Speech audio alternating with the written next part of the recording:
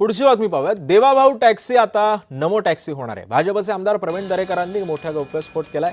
वादानंतर टॅक्सी सेवेचं नाव बदलण्याचा निर्णय घेण्यात आलाय. जय महाराष्ट्र वृत्तवाहिनीच्या संपादक वृषाली कदम यांच्या लोकप्रिय the encounter with Vrushali Kadam या मुलाखतीमध्ये प्रवीण दरेकरांनी हा गौप्यस्फोट केलाय. पाहूया. एक संस्था जी स्वतःचं काहीतरी एक कन्सेप्ट घेऊन येते आणि तिनं देवा टॅक्सी असं हे नाव सुचवलेलं होतं कर्ज ती जी काही प्रोसेस असते त्यावेळी देताना, त्यामुळे हा सर्वाधिकार त्या संस्थेचाच होता. हो, 100% ना.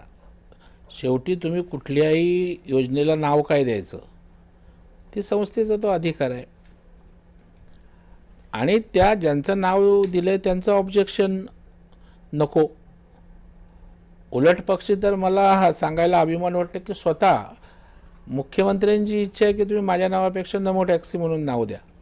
बरं, हे मोठे पण माननीय मुख्यमंत्र्यांचं आहे. बाकीचे लोक नावासाठी आपापलेली असतात. इथे माननीय मुख्यमंत्री माझ्याऐवजी नमो टॅक्सी नाव दे, मी केवढ्या मानाचा मोठेपण आहे. त्याच्यामुळे त्यांना वाटतं देवा भाऊ ब्रँडिंग आहे, त्यांनी समजून घेतलं पाहिजे.